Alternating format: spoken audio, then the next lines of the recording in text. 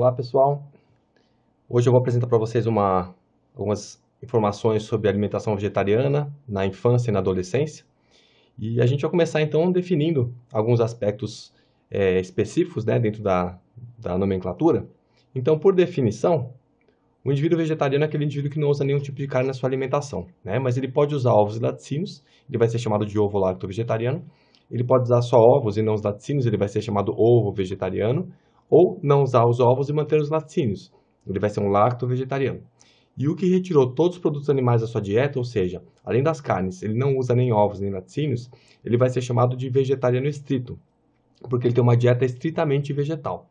Tá? Então, dentro dessa definição, o que o indivíduo vai usar? A gente tem aqui um prato clássico, né? Dentro de um perfil ali vegetariano, onde a gente vai incluir os principais grupos alimentares numa refeição. Isso aqui é um prato de um adulto. De uma criança pequena vai ser diferente essas proporções. Mas, basicamente, o vegetariano vai utilizar todos os cereais, de preferência os integrais, e aqui vale um parêntese para as crianças, porque muitas vezes, se a gente precisa usar mais densidade com menos volume, e a gente precisa otimizar mais a questão de fome do que saciedade, em alguns momentos a gente pode até pensar em usar o cereal refinado ao invés do integral, mas são pontos específicos aí para a criança. A gente vai usar todos os feijões, que são as leguminosas. Esse é o grupo mais rico em proteína que nós temos no reino vegetal, né? Então, isso aqui é um alimento que não deve faltar nas refeições principais, porque é a fonte mais concentrada de proteína que nós temos. As oleaginosas, nozes, amêndoas, pistache, e aqui vai o destaque para a linhaça e para a chia, como fontes de ômega 3. Nós temos todas as verduras, os legumes, as batatas, os vegetais amiláceos, as frutas e os condimentos, né? Além dos óleos, aqui os condimentos. Então, nós temos aqui que uma alimentação vegetariana, só nessas fotos aqui, nós vemos mais de 350 alimentos. Ela não é uma dieta restrita, ela é uma dieta estritamente vegetal. Então, o nome correto não é dieta vegetariana restrita, mas sim estrita, quando não se usa nem carne, nem ovos e nem laticínios. Então, essa nomenclatura que eu mencionei para vocês, ela tem uma questão importante, tá? Que ela não consegue dizer para a gente, ela não consegue inferir o estado nutricional de ninguém. Porque você pode ter, por exemplo, um onívoro que não faz ingestão de nenhuma fruta. E você pode ter um vegetariano que ingere, por exemplo, mais cálcio do que um onívoro que ingere poucos laticínios. Então, a nomenclatura só tem uma função para a gente, que é saber, na prescrição nutricional, o que você pode ou não inserir na dieta desse indivíduo. É só para isso que vai servir essa nomenclatura, tá? Então, jamais vamos inferir estado nutricional de alguém por conta dela. E aí, quando a gente pega na literatura, a gente vai ver que tem muita confusão quando a gente pensa em crianças vegetarianas, e dá para entender, porque muitos profissionais de saúde têm receio da adoção de uma dieta vegetariana. Tá? Então, só para a gente ter uma ideia, eu trouxe alguns poucos artigos só para vocês terem uma ideia disso. Olha só, esse aqui, sobre confusões na literatura, 1974, né? Esse material aqui, uma das primeiras publicações, com relação a problemas na infância com a adoção de uma dieta macrobiótica. A macrobiótica não é uma dieta vegetariana, ela é totalmente diferente, tem padrões estruturados de quantidade, de porções, a alimentação é toda integral, a saciedade é muito mais precoce, então tem uma série de questões aqui. Mas os macrobióticos são confundidos com vegetarianos, e olha só, deficiência e morte em comunidades vegetarianas. A dieta macrobiótica não é uma dieta vegetariana necessariamente, tá? É um outro contexto. Veja só, outra publicação aqui com relação a risco aí de raquitismo entre crianças vegetarianas. Mas olha só, eram crianças macrobióticas, não eram vegetarianas. É outro sistema alimentar, é outra coisa, né? Esse outro falando sobre velocidade de crescimento em crianças pré-escolares, né? Mas veja, foi uma dieta não orientada. E esse estudo é citado em vários outros estudos, dizendo que as crianças vegetarianas crescem menos e mais devagar. Mas era uma dieta não orientada. Você imagina que hoje os profissionais de saúde ainda não sabem orientar uma dieta vegetariana para crianças? Imagina na década de 70 como é que era isso, né? Então a gente não pode pegar simplesmente uma foto de um grupo mal orientado e extrapolar que é uma alimentação que não funciona, né, para uma criança. Esse aqui é outro estudo também, que me chama mais atenção, mostrando várias deficiências em uma comunidade vegetariana estrita. Foi um estudo em Israel, onde 4 crianças foram hospitalizadas no período de 3 meses, e eles eram de uma comunidade vegana, chamada Black Hebreus. E, curiosamente, nessa comunidade, o guru deles, o professor, ele que instituía as regras, né, de alimentação. E lá era instituído que, a partir de 3 meses de vida, as crianças eram desmamadas do leite materno e elas passavam a utilizar um suco de couve com maçã e um extrato ralo de soja.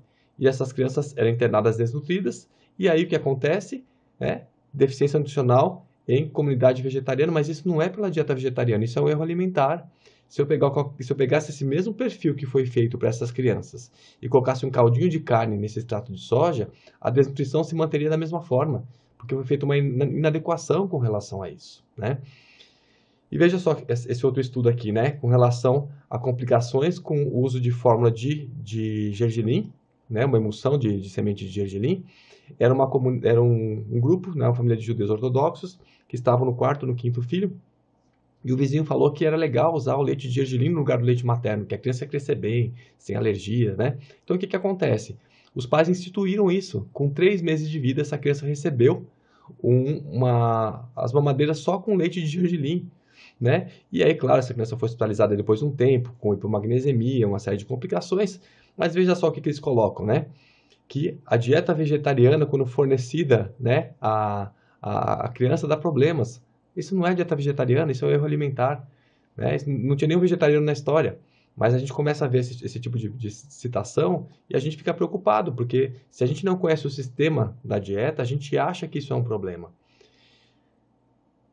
Por outro lado, olha só, aqui nós já temos estudos onde mostram dados antropométricos de crescimento adequado em vegetarianos. Outro estudo aqui com relação a QI, né, de crianças vegetarianas, que esse QI excedeu a média cronológica de 1 ano para essas crianças, né? E mesmo os macrobióticos aqui não tinham diferenças entre os vegetarianos. Esse outro estudo aqui, acompanhando crianças aí com 7 a 11 anos de idade, mostrou também que a dieta proporcionava tranquilamente elementos para crescimento e desenvolvimento, sem nenhum problema, né? Aqui esse outro estudo também mostrando que a maturação tudo normal, sem nenhum problema. E daí o que acontece? Quando a gente vai fazer uma revisão sistemática, o que a revisão sistemática vai fazer? Vai pegar todos os estudos, muitas vezes por quem não filtrou se a dieta foi orientada ou não orientada. E daí sai, né, um parecer que diz o seguinte, que devido à heterogeneidade dos estudos, as pequenas amostras, os vieses em relação às classes sociais superiores e escassez de estudos recentes, os dados existentes não nos permitem tirar conclusões firmes sobre benefícios para a saúde ou risco de dietas vegetarianas referente à nutrição ou estado de saúde de crianças e adolescentes em países industrializados. É claro, isso não foi feito um filtro para saber o que tinha em cada estudo. Então, é como se eu pegasse as crianças onívoras hoje, não suplementasse ferro, não oferecesse vitamina D, não orientasse para os pais como montar a dieta, e daí eu quero saber, depois de um tempo, como é que essas crianças vão ficar. Eu posso encontrar coisas muito diversas. Então, a gente precisa orientar essa dieta para que não haja problema. E aí, quando a gente vai ver na literatura, já vou trazer para vocês um resumo do que a literatura traz para a gente, 6 erros comuns na alimentação vegetariana que causam problemas de crescimento. Então, um deles, trocar o leite materno por leites vegetais caseiros. Isso tem muita publicação, os pais não querem dar o leite de vaca, ou não podem, leite de vaca não, a fórmula infantil, ou a mãe não pode amamentar, não consegue, e os pais trocam por uma bebida misturada de arroz com soja, milho. Isso claramente dá problemas de crescimento, porque isso não traz a composição do leite materno. Então, isso ainda aparece em consultório. Eu vejo muitos pais com essa questão ainda, com essa pergunta, doutor, eu não estou conseguindo amamentar, eu não posso amamentar, eu quero usar uma fórmula, mas não quero usar uma fórmula dessas da indústria, eu quero fazer uma coisa caseira. Gente, não dá, é muito arriscado. Então, essa é uma orientação importante para ser dada aos pais com filhos vegetarianos.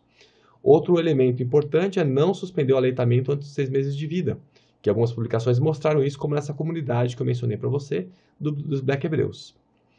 O outro ponto é manter a amamentação exclusiva por tempo prolongado. Tem alguns pais que querem fazer algo tão bom, mas tão bom para os filhos, e eles entendem que a amamentação de fato é uma coisa boa, só que eles estendem por mais de 1 ano a amamentação exclusiva, sem introdução de outros alimentos, e isso causa problemas também de crescimento, então esse cuidado deve ser orientado. Outro ponto importante, né, não restringir a ingestão de gordura para bebê. Claro que a gente vai usar gordura de boa qualidade, né, mas onde a gente vai ter maior densidade calórica. Então, especialmente se eu faço uma dieta vegetariana estrita, ou seja, eu tirei carne, queijo, leite, ovos, eu estou tirando muita gordura da dieta. E a gordura por volume, ela tem muita caloria. Então, eu preciso ofertar para essa criança uma fonte de gordura boa para oferecer, frente a esse estômago pequeno que a criança tem, frente ao restante do tamanho do seu corpo, uma densidade calórica maior. Outro ponto aqui importante, né, de erros comuns, priorizar o consumo de verduras e legumes ao invés de cereais, leguminosas e gorduras saudáveis. O que acontece? Muitas pessoas pensam que a alimentação vegetariana, a pessoa vai ter que comer muita folha e muito legume, muita verdura e legume. Só que são alimentos bons, porém são muito volumosos, com pouca caloria. Então, para a criança, essa parte do prato, ela tem que ser menor. A gente geralmente limita o tamanho do prato a 1/3 do prato, como verduras e legumes, porque tem que deixar mais espaço para o arroz com feijão, para o cereal e para a leguminosa, junto com a gordura, para ofertar mais caloria em menor volume. E com isso eu garanto uma ingestão de proteína e calorias de forma satisfatória. O outro ponto aqui que a gente vê na literatura de erro é negligenciar o uso da vitamina B12, que é a única vitamina que o reino vegetal não contém. Então a gente precisa sempre ter uma oferta segura para crianças com essa vitamina que a gente vou mencionar para vocês daqui a pouquinho, né? Então, quando a gente pensa em nutrientes de atenção, nós temos algumas tabelas dos principais elementos que a gente acaba usando aqui, né? E aqui com essa letra mais roxa, mais lilás aqui, as recomendações para vegetarianos. Só que essas recomendações são recomendações teóricas, baseadas em cálculo de biodisponibilidade. Não são ensaios clínicos. Então, por mais que a gente recomende dar o dobro de ferro, isso aqui é inviável, né? A gente não tem base científica segura para isso, para estipular essa quantidade. Ômega 3, como é estipulado que que a conversão vai ser menor, eu vou dar uma quantidade maior para otimizar essa conversão em EPDHA. Então, são dados teóricos para essa composição, tá? Então, vamos conversar sobre nutriente por nutriente aqui, para a gente poder entender um pouco mais. Então, vou começar pelo cálcio, que eu costumo dizer que o cálcio é um dos elementos de maior preocupação, no sentido de ter que orientar bastante os pais, porque a nossa sociedade ela elegeu os laticínios como fonte de cálcio. Então, na nossa dieta, se planeja a dieta pensando em cálcio, associando aos laticínios. E a partir do momento que eu tiro esses produtos, automaticamente eu tenho que colocar outra fonte de cálcio muito boa. Então, eu tenho que tomar cuidado com algumas fontes de ácido oxálico, que é um ácido que dificulta a absorção do cálcio. Isso a gente vai encontrar principalmente no espinafre, na selga, na beterraba, principalmente nas suas folhas, e no cacau. Esses produtos, eles podem ser usados na dieta, mas a gente procura evitar misturar nas refeições mais ricas em cálcio para não dificultar a sua absorção. A gente tem no mercado várias bebidas vegetais fortificadas com cálcio, depende da marca, mas em média elas têm 240 mg de cálcio a 400 mg de cálcio por copo. Então é uma substituição muito boa para quando a pessoa não vai utilizar um leite de vaca, porque é uma concentração bem boa por copo. Muitas vezes aqui maior do que o leite de vaca. Então, é um recurso muito positivo para a gente usar nesse sentido, tá? O tofu tem que tomar um cuidado com as tabelas nutricionais, por quê? O teor de 100 a 350 mg de cálcio por 100 gramas, geralmente são em tabelas internacionais, onde o produto é fortificado com cálcio. O nosso tofu aqui no Brasil, geralmente, para a maior parte das empresas, ele é coagulado com sulfato de magnésio. Então, ele acaba sendo mais rico em magnésio e não em cálcio. Então, por conta disso, o nosso tofu pela tabela TACO tem cerca de 80 mg por 100 gramas e não 100 a 350, como essas tabelas internacionais mostram. Com relação às verduras, né? Uma xícara cozida ou 2 cruas vai ser o equivalente a mais ou menos 100 gramas, que eu vou ter 145 mg de cálcio na couve. Eu tenho aqui a escarola, temos a rúcula, brócolis, agrião e mostarda. De forma prática, as folhas, um prato de servir cheio vai ter em torno de 130 mg de cálcio, tá? Isso é importante a gente colocar porque, por mais que sejam produtos de boa biodisponibilidade, a biodisponibilidade desse cálcio é melhor do que a do leite de vaca, enquanto a do leite é em torno de 32%, esses produtos chegam a 50% a 60% de biodisponibilidade. Então, é como se eles tivessem o dobro do cálcio que eu estou apresentando aqui para vocês, comparando com o leite de vaca. A questão é que são volumosos. Então, para conseguir chegar numa carga de cálcio satisfatória, eu preciso de um volume maior. E nem sempre eu consigo fazer isso. Então, são produtos bons, devem estar presentes na dieta. Eu posso fazer suco verde, eu posso refogar para concentrar mais, eu posso usar cru, então eles vão somar o cálcio, mas eles sozinhos dificilmente vão atingir o que a gente precisa de cálcio para o indivíduo. Tá? Então, a bebida vegetal fortificada ajuda muito e o próprio gergelim. O gergelim, pela tabela TACO, 100 gramas, tem 825 miligramas de cálcio, só que também são 600 calorias. Então, se a gente usar, por exemplo, 2 colheres de sopa, isso ajuda bastante. Né? O tahine, uma colher de sopa tem mais ou menos 110 miligramas de cálcio. Então, a gente deve caprichar aí nesses produtos, né? É um produto gorduroso, então com essa troca do animal pelo vegetal, ele é um produto bom para usar também. Então, eu tenho que somar tudo isso para chegar na demanda de cálcio diária e com isso eu ficar confortável. E a gente não deve esquecer que as próprias fórmulas lácteas industrializadas, né, tem um teor de cálcio, e o próprio leite materno quando a criança está aí no aleitamento em processo de transição para uso da alimentação infantil. Um cuidado importante aqui para a gente é com relação às oleaginosas. O que acontece com as oleaginosas? Elas trazem para a gente uma possibilidade de fazer bebidas vegetais. E muitos pais gostam de fazer isso. Só que, exceto pelo gergelim, todas as outras vão ter um teor de cálcio que não é similar ao cálcio que a gente vai encontrar num copo de leite, seja fortificado ou seja um leite de vaca. Então, de forma geral, as oleaginosas, cada 100 gramas vai dar 600 calorias. Eu vou fazer 1 litro mais ou menos. Eu vou ter 100 a 250 miligramas de cálcio por litro, ao invés de ter 200 e pouquinho aí por copo. Então, cuidado com esses produtos como oferta exclusiva, no sentido de oferecer cálcio, porque eles não vão chegar no que a gente precisa, tá? Então pense, gergelim, aquelas folhas verdes que eu mencionei, e as bebidas vegetais fortificadas. São os principais elementos para somar, para obter cálcio para esses indivíduos. Outro ponto importante é com relação ao ferro. Né? O ferro, ele vai trazer para a gente alguns pontos de cuidado, e a gente vê que existe muita preocupação por conta da questão da biodisponibilidade. Então, vamos conversar um pouquinho sobre isso. Olha só. O que inibe a absorção do ferro? Cálcio, isso mesmo, o ferro M é inibido pelo cálcio, é o único fator que vai inibir também o ferro M.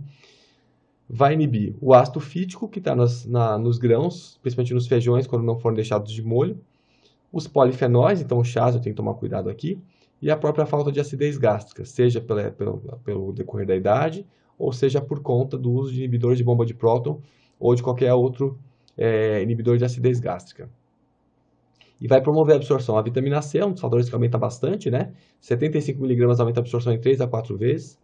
O fator carne, que na realidade nada mais é do que a presença de aminoácidos sulfurados na carne, que os feijões também têm bastante. Os ácidos orgânicos, presentes nos produtos de origem vegetal mesmo, vitamina A e beta-caroteno, uma microbiota mais adequada, então os fruto-oligosacarídeos têm a capacidade de deixar o nosso meio intestinal mais acidófilo, então isso favorece a absorção do ferro. E, muito importante, um baixo estoque de ferro aumenta a absorção de ferro em 10 a 15 vezes, veja só. Enquanto a vitamina C vai aumentar 3 a 4 vezes, o baixo estoque de ferro aumenta de 10 a 15. Então, a gente vê essa regulação interna que nós temos, favorecendo a absorção no momento que está faltando para o corpo. Essa quantidade de vitamina C que eu mencionei, a gente consegue com 1/8 de polpa de acerola, né? Que é bem interessante aqui para a gente otimizar isso. Existe esse consenso aí com relação à prevenção da anemia ferropriva pelo uso da suplementação. E isso para crianças, eu sugiro que seja a regra. Não é porque é vegetariana, é porque é criança. A criança cresce, se desenvolve, constrói mais sangue, constrói mais músculo, ela gasta ferro. O gasto é muito grande. A criança que não é suplementada com ferro desde os 6 meses de vida, quando chega aos 2 anos de idade, se não estiver com anemia, vai estar com uma carência de ferro importante. E aí a gente esbarra num problema grande hoje profissional, que muitas pessoas confundem como fazer um diagnóstico de ferro, de falta de ferro, e o diagnóstico da anemia, porque são coisas diferentes. A hemoglobina não serve para ver o estado nutricional de ferro. A hemoglobina é o transportador de oxigênio do nosso corpo e é a última coisa que abaixa quando falta ferro. Então, eu posso ter uma deficiência de ferro importante com hemoglobina normal, ou seja, uma deficiência de ferro sem anemia ainda.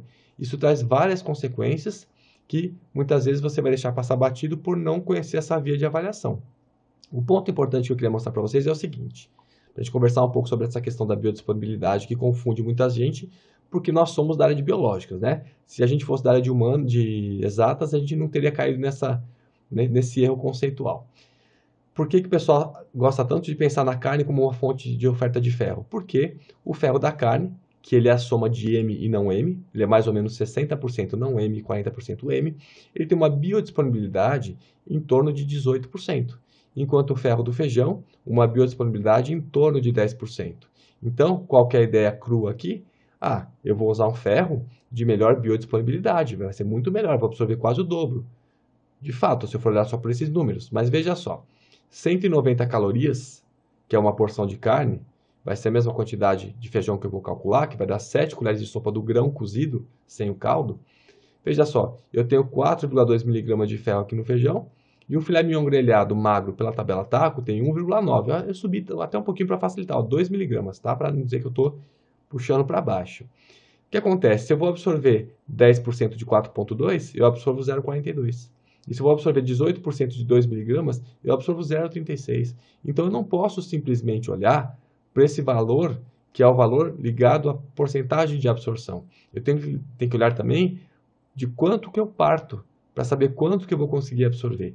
E aí, nesse contexto, a gente vê claramente que essa substituição é uma substituição muito tranquila.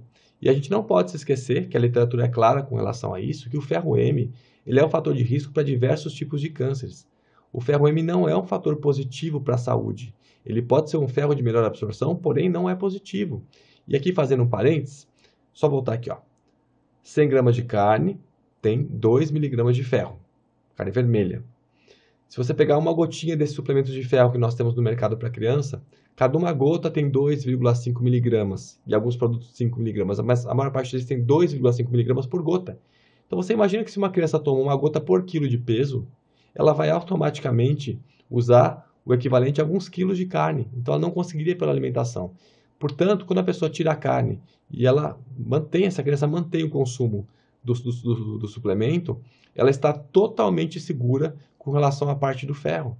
Porque a criança, mesmo comendo carne, ela precisaria do suplemento para manter um ferro normal, o estado nutricional de ferro. Então, é muito seguro essa troca.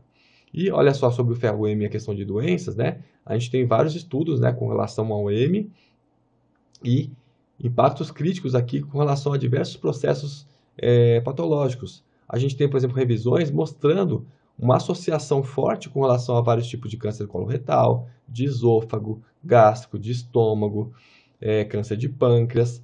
Então, a gente tem várias, inclusive com relação com diabetes tipo 2, diabetes gestacional, né? A gente vê que tem uma correlação aqui interessante para ser vista e ser cuidada. Bom, então ferro, suplementação, tá? A gente não tem como sendo onívoro ou sendo vegetariano. E daí a gente entra no zinco, que é uma preocupação que muitas pessoas têm, porque a carne é uma fonte de zinco, mas veja só, eu consigo aumentar a biodisponibilidade do zinco dos produtos de origem vegetal, deixando os feijões, né, as leguminosas, de molho na água por 12 a 24 horas. Isso faz com que reduza o mioinositol hexafosfato, que é o famoso ácido fítico. Ele vai ceder 2 fósforos nesse processo de tentativa de germinar nesse curto período de tempo. E com isso ele ele otimiza, facilita a absorção de ferro, de cálcio e de zinco. Então é o processo pelos quais a gente usa para otimizar. Então o mais importante é que a gente faça essa redução de ácido fítico nas leguminosas, nos feijões. Os cereais e as oleaginosas não têm tanta necessidade. Mas os feijões é interessante não só pela questão de otimizar essa biodisponibilidade, mas também porque os feijões têm uma quantidade maior de rafinose e estaquinose, que são carboidratos de digestão parcial, que são mais fermentativos. E a partir do momento que você deixa esses grãos de mais tempo de molho na água, você acaba reduzindo o teor desses carboidratos mais fermentativos e o processo de flatulência, em quem é mais sensível, fica bastante melhorado. Com relação aqui à vitamina B12, é curioso porque o reino vegetal ele não tem vitamina B12, tá? Isso é fato. A gente até encontra em algas, em nori e clorela, mas são formas que até hoje o que a gente conhece delas é que elas são biologicamente inativas, são formas corrinoides ou análogas da B12, como a gente coloca, né? Então, para a gente, vale a pena saber que pelo menos 40% das pessoas latino-americanas onívoras têm baixos níveis plasmáticos de B12. Isso acontece com 50% dos vegetarianos. Mas é muita diferença? Não é. Os vegetarianos têm mais? Tem um pouco mais. Só que a gente vê que tanto onívoros quanto vegetarianos são muito expostos a essa deficiência, porque os níveis dessa vitamina não dependem só do quanto eu como. depende de como é que é o processo. Então, toda a parte digestiva, ela afeta muito esse contexto de absorção de B12. Não é o caso pelo nosso tempo aqui de aula, mas nós temos vários passos da absorção que podem ser comprometidos. E a gente vai encontrar em consultório pessoas comendo meio quilo de carne por dia com carência importante de B12. Então, essa avaliação tem que ser feita para todos. Então, de forma nutricional, pensando de forma nutricional, as fontes confiáveis de B12 são carne, ovos, queijo, leite, suplementos e alimentos enriquecidos com vitamina B12. Então, a gente deve pensar em suplementação quando? Toda vez que a B12 no exame laboratorial estiver abaixo de 490. Alguns estudos sugerem que ela esteja sempre acima de 520. O problema é que a faixa de referência dos laboratórios ela é uma faixa que bagunça muito a nossa vida, porque ela é uma faixa que diz para a gente que é normal acima de 200 ou acima de 300, mas isso não reflete um estado seguro do ponto de vista nutricional, né? Então, essa é a faixa que a gente procura manter laboratorialmente e vai lembrar que as crianças elas conseguem se manter muito bem com os níveis de B12 com ingestão de quantidades baixas, diferente dos adultos, né? Então, muitas vezes alimentos fortificados já são suficientes para dar esse suporte. Na ausência deles, um suplemento de B12 em gotas é bem adequado, 5 a 10 microgramas por dia ou 500 microgramas uma vez por semana para crianças pequenas, primeira e segunda infância, costuma ser um valor adequado já. Conforme vai crescendo, a gente vai avaliando e se precisar, a gente aumenta a dose. E avalie nos onívoros, vocês vão se surpreender quantas pessoas têm níveis baixos. E aí entra na questão da proteína, que muitas pessoas têm dúvida por erros nutricionais que nós aprendemos na faculdade, né? Então, veja só, isso aqui é bem simples para a gente entender como é fácil conseguir proteína. Vamos pensar o seguinte, se você fosse comer só cereal integral o seu dia inteiro, até atingir sua necessidade energética. Se você fizesse isso, você conseguiria, em termos de proteína, mais ou menos 13,3% das suas calorias como proteína. Se eu preciso de no mínimo 10%, eu vejo que só com cereal integral a carga proteica já chega no que eu preciso, né? Se eu comer só os derivados integrais, os farelos, farinhas, flocos, 14% de proteína. Cereais refinados, 10%. As leguminosas, são os feijões, olha só, 26%. Derivados de soja, 35%. Oleaginosas, quase 11%. Sementes dela, de girassol, de linhaça, 16%. Legumes, 22%. Verduras, 33% quase. Mas aqui é um parênteses, porque para conseguir comer, por exemplo, 2.000 calorias comendo couve, são mais de 6 kg de couve, eu não conseguiria. Mas caso eu conseguisse atingir meu aporte energético, eu teria uma dieta com essa carga bem elevada de teor proteico. As batatas dá quase 6% e as frutas quase 7%. Então a gente vê que só fica abaixo dos 10% quando a gente vai fazer uma dieta à base de vegetais amiláceos, de frutas e, obviamente, de açúcar e de óleo, porque são produtos modificados pelo ser humano que não contêm nada de proteína. Então, se eu faço uma dieta baseado no que está nessa lista aqui, das verduras para cima, eu vou automaticamente, se eu conseguir atingir minha carga calórica, ultrapassar a proteína. É muito simples fazer isso. Então, o que acontece é que eu vou modificar esses alimentos para ter maior ou menor densidade calórica de acordo com a minha necessidade, tá? Então, se eu quero aumentar o aporte proteico para um vegetariano, eu vou pensar em todas as leguminosas, né?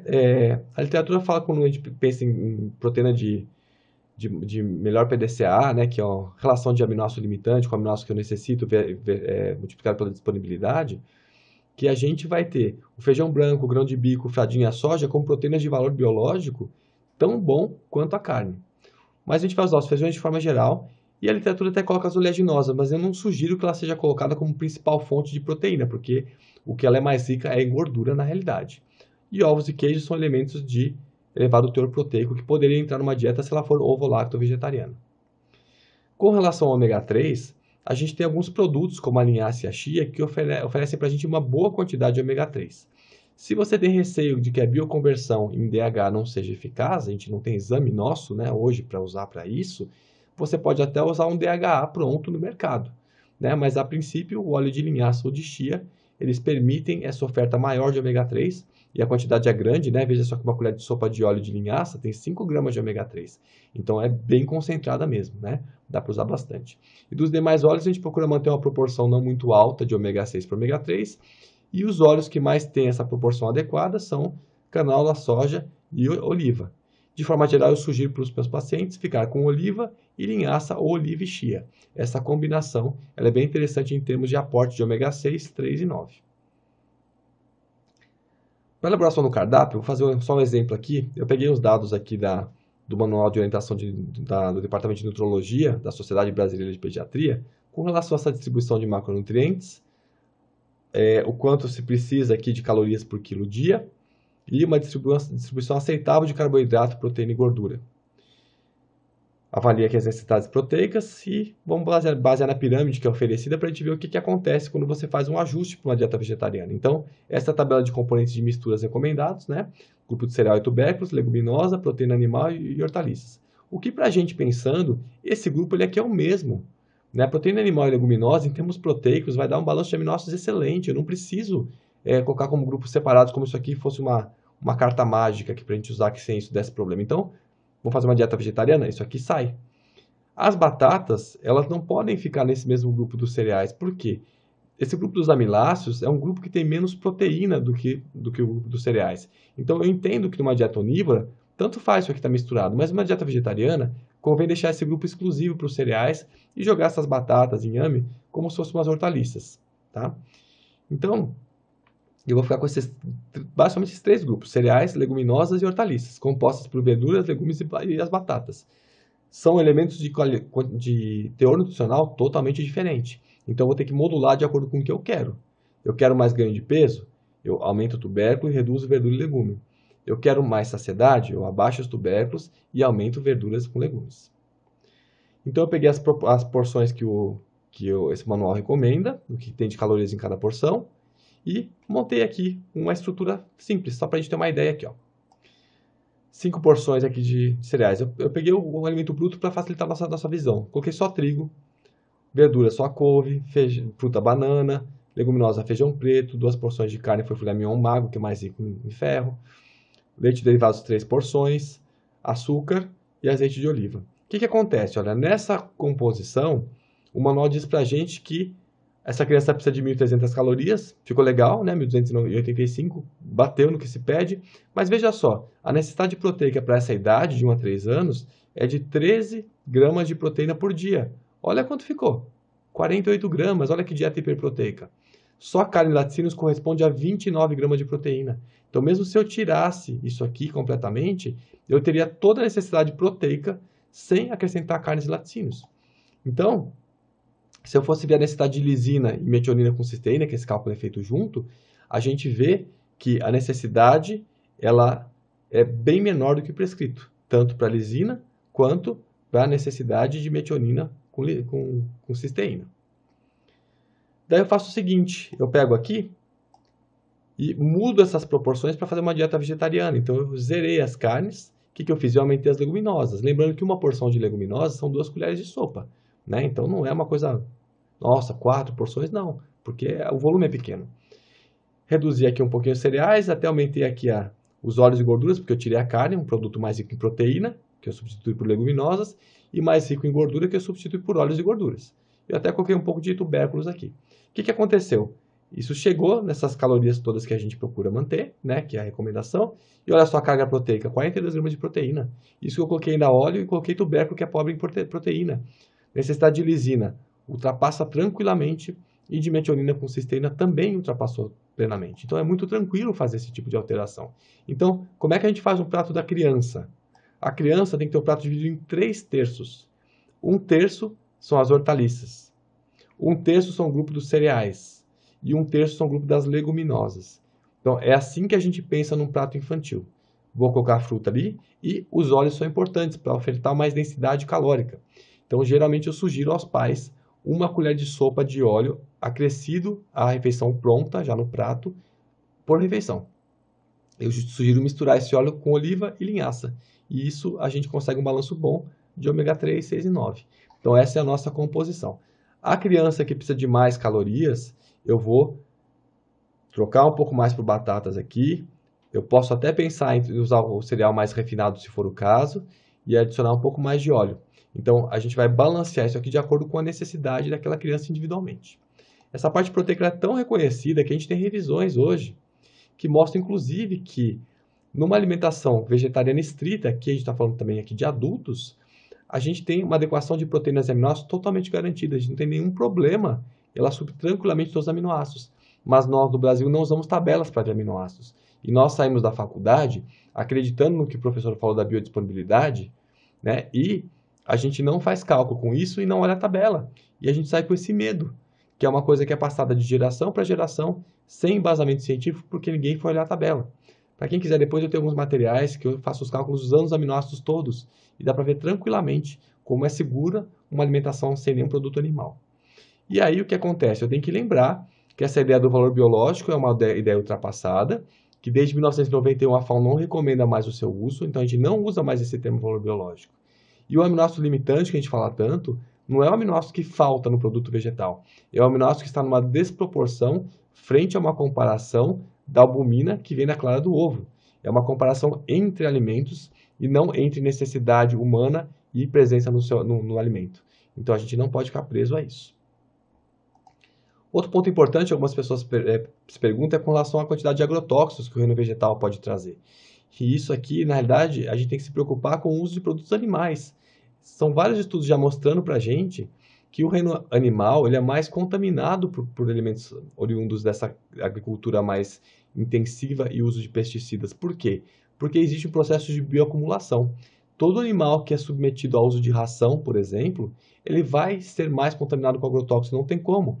E veja esse estudo aqui, publicado em 2016, comparando o que é necessário, né, para produzir 1 kg de proteína de feijão ou 1 kg de proteína de bife animal. E a gente vê aqui claramente que para produzir esse 1 kg de proteína animal eu preciso 9 vezes mais combustível, 10 vezes mais água, 10 vezes mais pesticidas, 12 vezes mais fertilizantes e 18 vezes mais área. Então a contaminação por pesticidas é muito maior em carne, ovos e laticínios, porque os animais são alimentados e ao longo da sua vida inteira vão bioacumulando esses produtos que ficam presentes principalmente no seu tecido adiposo.